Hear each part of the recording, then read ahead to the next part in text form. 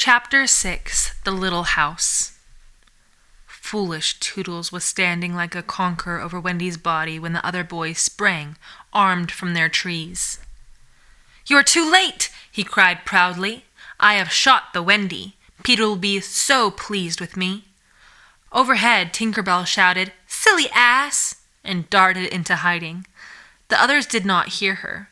They had crowded round Wendy, and as they looked, a terrible silence fell upon the wood. If Wendy's heart had been beating, they would all have heard it. Slightly was the first to speak. "This is no bird," he said in a scared voice. "I think this must be a lady."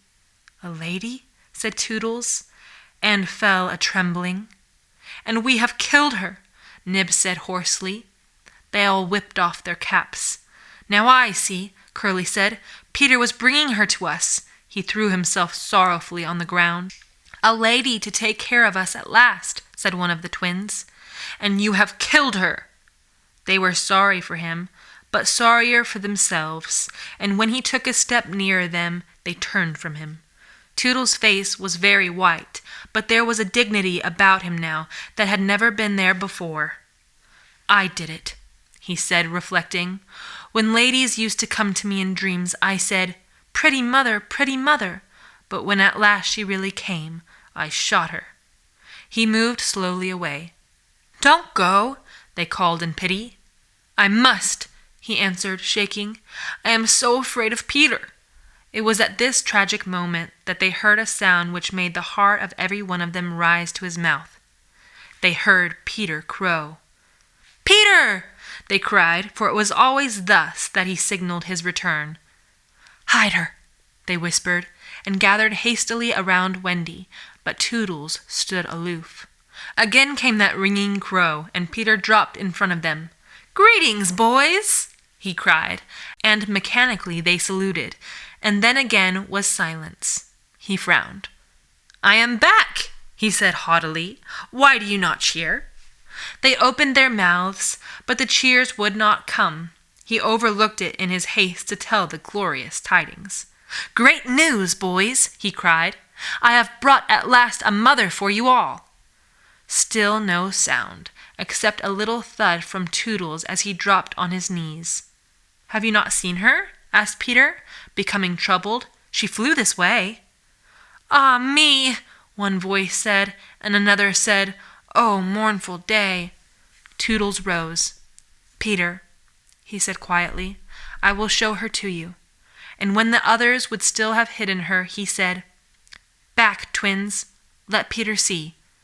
So they all stood back and let him see, and after he had looked for a little time, he did not know what to do next. "She is dead," he said uncomfortably. "Perhaps she is frightened at being dead." He thought of hopping off in a comic sort of way till he was out of sight of her, and then never going near the spot any more. They would all have been glad to follow if he had done this. But there was the arrow. He took it from her heart and faced his band. "Whose arrow?" he demanded sternly. "Mine, Peter," said Toodles on his knees. "Oh, dastard hand!" Peter said, and he raised the arrow to use it as a dagger. Toodles did not flinch. He bared his breast. "Strike, Peter!" he said firmly. "Strike true!" Twice did Peter raise the arrow, and twice did his hand fall. "I cannot strike," he said with awe. "There is something stays my hand." All looked at him in wonder, save Nibs, who fortunately looked at Wendy. "It is she!" he cried. "The Wendy lady! See her arm!" Wonderful to relate, Wendy had raised her arm. Nibs bent over her and listened reverently. "I think she said, 'Poor Toodles,'" he whispered. "She lives," Peter said briefly. Slightly cried instantly, "The Wendy lives!" Then Peter knelt beside her and found his button. You remember, she had put it on a chain that she wore around her neck. "See," he said, "the arrow struck against this. It is the kiss I gave her. It has saved her life." "I remember kisses," Slightly interposed quickly. "Let me see it." "Aye, that's a kiss." Peter did not hear him. He was begging Wendy to get better quickly, so that he could show her the mermaids. Of course she could not answer yet, being still in a frightful faint. But from overhead came a wailing note. "Listen to Tink," said Curly. "She is crying because the Wendy lives." Then they had to tell Peter of Tink's crime, and almost never had they seen him look so stern. "Listen, Tinker Bell," he cried. "I am your friend no more. Be gone from me forever." She flew on to his shoulder and pleaded, but he brushed her off. Not until Wendy again raised her arm did he relent sufficiently to say, "Well, not forever, but for a whole week."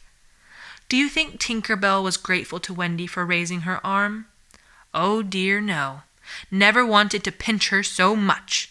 Fairies indeed are strange, and Peter, who understood them best, often cuffed them. But what to do with Wendy in her present delicate state of health? "Let us carry her down into the house," Curly suggested. "Aye," said Slightly, "that is what one does with ladies." "No, no," Peter said. "You must not touch her. It would not be sufficiently respectful." "That," said Slightly, "is what I was thinking." "But if she lies there," Toodles said, "she will die." "Aye, she will die," Slightly admitted, "but there's no way out." "Yes, there is," cried Peter. "Let us build a little house around her." They were all delighted. "Quick," he ordered them. "Bring me each of you the best of what we have. Gut our house. Be sharp." In a moment they were as busy as tailors the night before a wedding. They scurried this way and that, down for bedding, up for firewood, and while they were at it, who should appear but John and Michael. As they dragged along the ground, they fell asleep standing, stopped,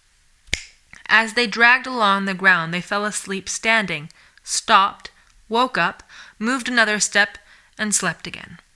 "John, John," Michael would cry, "wake up! Where is Nana, John, and Mother?"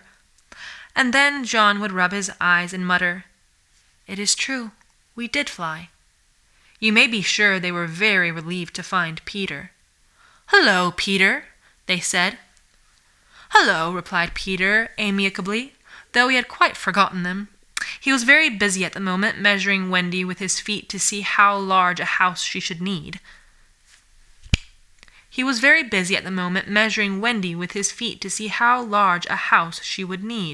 Of course he meant to leave room for chairs and a table. John and Michael watched him. "Is Wendy asleep?" they asked. "Yes." "John," Michael proposed, "let us wake her and get her to make supper for us." But as he said it, some of the other boys rushed on carrying branches for the building of the house. "Look at them!" he cried. "Curly," said Peter in his most captain-y voice, "see that these boys help in the building of the house." "Aye, aye, sir." "Build a house?" exclaimed John. "For the Wendy," said Curly. "For Wendy?" John said, aghast. "Why, she is only a girl." "That," explained Curly, "is why we are her servants." "You, Wendy's servants?" "Yes," said Peter, "and you also. Away with them." The astounded brothers were dragged away to hack and hew and carry. "Chairs and a fender first," Peter ordered. "Then we shall build a house round them." "Aye," said Slightly, "that is how a house is built. It all comes back to me." Peter thought of everything. "Slightly," he cried, "fetch a doctor." "Aye, aye," said Slightly at once, and disappeared, scratching his head. But he knew Peter must be obeyed, and he returned in a moment, wearing John's hat and looking solemn. "Please, sir," said Peter, going to him, "are you a doctor?" The difference between him and the other boys at such a time was that they knew it was make-believe, while to him, make-believe and true were exactly the same thing. This sometimes troubled them, as when they had to make believe that they had had their dinners. If they broke down in their make-believe, he rapped them on the knuckles. "Yes, my little man," Slightly anxiously replied, who had chapped knuckles. "Please, sir," Peter explained, "a lady lies very ill." She was lying at their feet, but Slightly had the sense not to see her. "Tut, tut, tut," he said. Where does she lie?" "In yonder glade." "I will put a glass thing in her mouth," said Slightly, and he made believe to do it, while Peter waited. It was an anxious moment when the glass thing was withdrawn. "How is she?" inquired Peter. "Tut, tut, tut," said Slightly. "This has cured her." "I am glad," Peter cried. "I will call again in the evening," Slightly said. "Give her beef tea out of a cup with a spout to it." But after he had returned the hat to John, he blew big breaths, which was his habit on escaping from a difficulty. In the meantime, the wood had been alive with the sound of axes. Almost everything needed for a cozy dwelling already lay at Wendy's feet. "If only we knew," said one, "the kind of house she likes best." "Peter!" shouted another. "She is moving in her sleep." "Her mouth opens," cried a third, looking respectfully into it. "Oh, lovely!" "Perhaps she is going to sing in her sleep," said Peter. "Wendy, sing the kind of house you would like to have." Immediately, without opening her eyes, Wendy began to sing. "I wish I had a pretty house, the littlest ever seen, with funny little red walls and roof of mossy green." They gurgled with joy at this, for by the greatest good luck the branches they had brought were sticky with red sap, and all the ground was carpeted with moss. As they rattled up the little house, they broke into song themselves. "We've built the little walls and roof and made a lovely door, so tell us, Mother Wendy, what are you waiting for?" To this she answered greedily, "Oh, really next I think I'll have gay windows all about, with roses peeping in, you know, and babies peeping out." With a blow of their fist they made windows, and large yellow leaves were the blinds. But roses... "Roses!" cried Peter sternly. Quickly they made believe to grow the loveliest roses up the walls. "Babies?" To prevent Peter ordering babies, they hurried into song again. "We've made the roses peeping out. The babies are at the door. We cannot make ourselves, you know, 'cause we've been made before." Peter, seeing this to be a good idea, at once pretended that it was his own. The house was quite beautiful, and no doubt Wendy was very cozy within, though, of course, they could no longer see her. Peter strode up and down, ordering finishing touches. Nothing escaped his eagle eyes. Just when it seemed absolutely finished, "There's no knocker on the door," he said.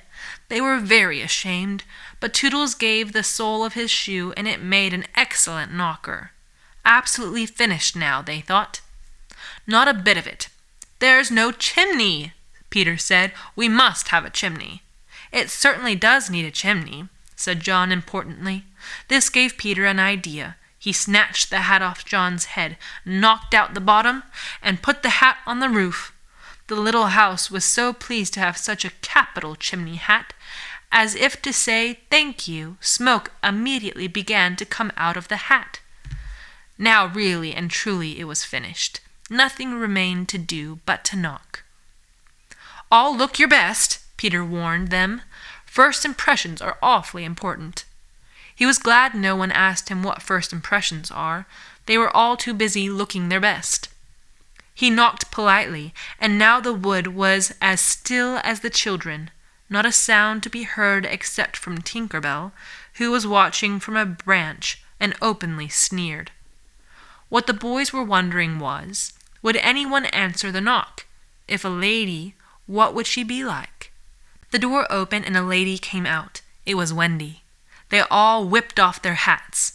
She looked properly surprised, and this was just how they had hoped she would look. "Where am I?" she said. Of course Slightly was the first to get his word in. "Wendy, lady," he said rapidly, "for you we built this house." "Oh, say you're pleased," cried Nibs. "Lovely, darling house," Wendy said, and they were the very first words they had hoped she would say. "And we are your children," cried the twins. Then all went on their knees and holding out their arms cried, "Oh, Wendy, lady, be our mother." "Ought I?" Wendy said, all shining. "Of course it's frightfully fascinating, but you see I'm only a little girl. I have no real experience." "That doesn't matter," said Peter, as if he were the only person present who knew all about it, though he was really the only one who knew least. "What we need is just a nice motherly person." "Oh dear," Wendy said. "You see, I feel that is exactly what I am." It is, they all cried. "We saw it at once."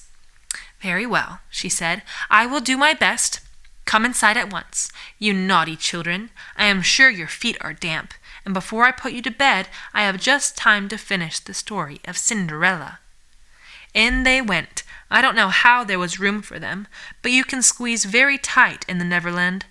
And that was the first of the many joyous evenings they had with Wendy. By and by she tucked them up in the great bed in the home under the trees.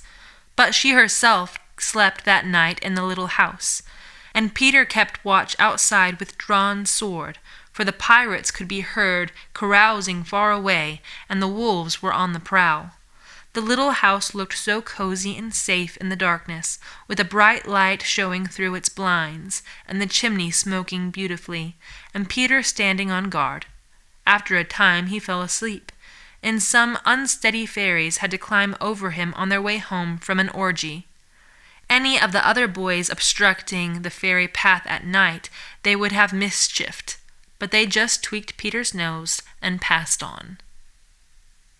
End of chapter 6.